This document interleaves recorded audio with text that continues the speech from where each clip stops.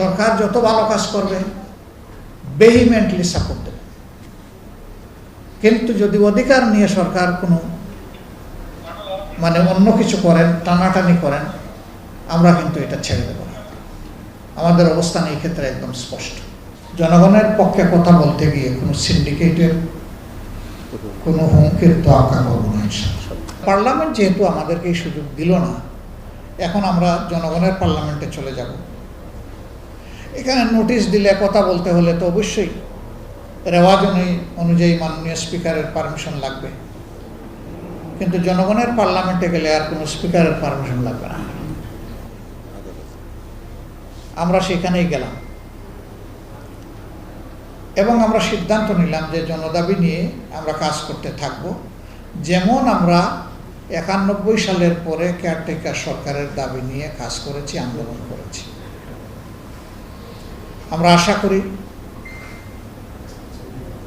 সরকারি দলে যারা আছেন, আমরা বিশ্বাস করি তারাও দেশকে ভালোবাসেন। আমরা বিশ্বাস করতে চাই তারা গণতন্ত্রের প্রতি সম্মান রাখেন। আমরা বিশ্বাস করতে চাই যে তারা জনরায়কে সম্মান করবেন। এই জন্য আমরা আন্দোলনের কর্মসূচি ঘোষণা করে জনগণের সাথে আছি। আমরা জনগণের এই রায় বাস্তবায়ন হোক, এটা আমরা চাই। ইতিমধ্যে আপনারা দেখেছেন সংসদে একটা প্রস্তাব এসেছে যে সমস্ত জিনিস অধ্যাদেশ আকারে এসেছিল, আবার ফ্যাসিবাদী শাসন যাতে দেশে ফিরে না আসে, এই জন্যে সংবিধানের কতিপয় মৌলিক পরিবর্তন আনতে, বড় পরিবর্তন আনতে, এই সবগুলা জিনিস ল্যাপস করে দেওয়া হয়েছে। সরকারি দল যেহেতু 2/3 মেজরিটি, কোনোটা তারা আলোচনায় আনেননি, আর কোনোটা হালকাভাবে আলোচনায় এনে আউট করে দিচ্ছে। এই যে বাজেটটা এসেছে, বলা হচ্ছে সর্বকালের সর্ববৃহৎ বাজেট, কিন্তু আমরা যদি মানি অ্যান্ড মার্কেট ইনফ্লেশনের কথা চিন্তা করি, তাহলে এটাকে সর্বকালের সর্ববৃহৎ বাজেট বলা যাবে না। অনেকটা বাজারের সাথে এটা সঙ্গতিপূর্ণ। বড় বাজেট করা কোনো অপরাধ নয়। একটা জাতির ভিশন থাকলে বড় বাজেট লাগবে। চ্যালেঞ্জটা কয়েক জায়গায়। একটা হলো বাজেট বাস্তবায়নের সক্ষমতা, এর চাইতে বড় হলো দুর্নীতি।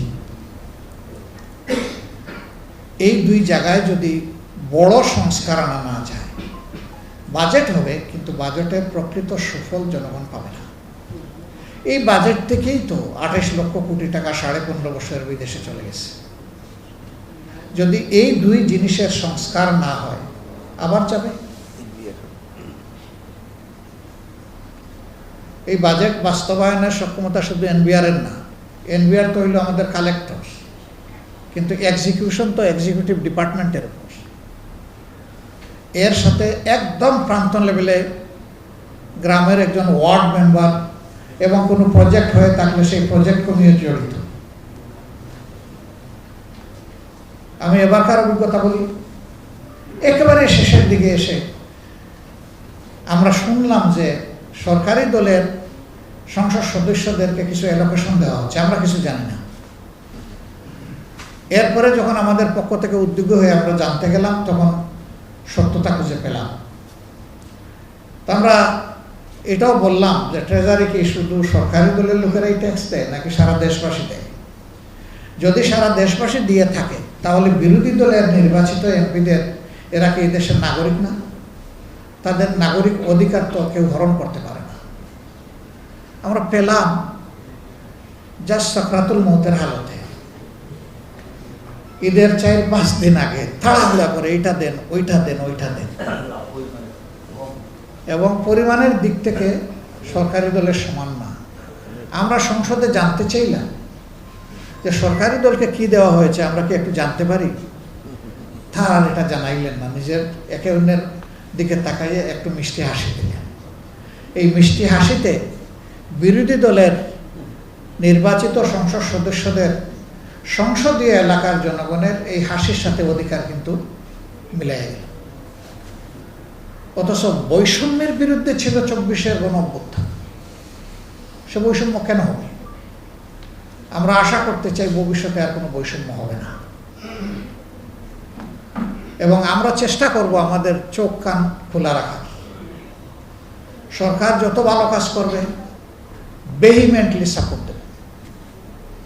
কিন্তু যদি অধিকার নিয়ে সরকার কোনো অন্য কিছু করেন, টানাটানি করেন, আমরা কিন্তু এটা ছেড়ে দেব না। আমাদের অবস্থান এই ক্ষেত্রে একদম স্পষ্ট। বাজেট গতকাল পাশ হয়েছে, আজকে থেকে বাস্তবায়ন শুরু হবে। 61টা আইটেমে কর একদম সর্বনিম্ন পর্যায়ে নিয়ে আসা হয়েছে অথবা প্রত্যাহার করা হয়েছে। আমরা দেখতে চাই বাজারে এর প্রতিফলন। এই প্রতিফলন যেদিন আমরা বাজারে দেখব, আমরা বুঝবো যে এর সুফল জনগণের জন্য। কিন্তু যদি এর প্রতিফলন বাজারে দেখা না যায়, উল্টোটা হয়, তাহলে বুঝতে হবে যে এটা জনগণের জন্য নয়, এটা সিন্ডিকেটের জন্য। এই বাজেট বক্তৃতায় আমরা অনেকগুলো বিষয় তুলে এনেছি।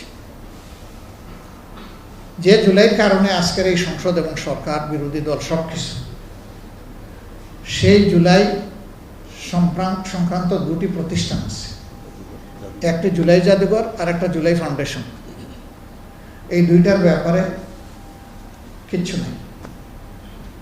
কি হলো, জুলাইকে হারিয়ে যাবে? জুলাই না থাকলে আমরা কোথায়? এই সংসদ কোথায়? এই সরকার কোথায়? আমরা এই দাবি ইনশাল্লাহ জোরালোভাবে উত্থাপন করব সংসদে। প্রবাসীদের ভোগান্তি নিয়ে আমরা কথা বলেছি, আপনারা দেখেছেন। আজকে খবর পেলাম যে একদল আমার বিরুদ্ধে খেপে গেছে।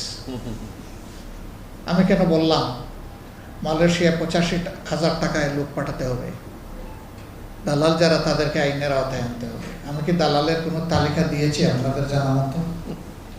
আমি কি কোনো সংস্থার কথা বলেছি আপনাদের জানা মতো?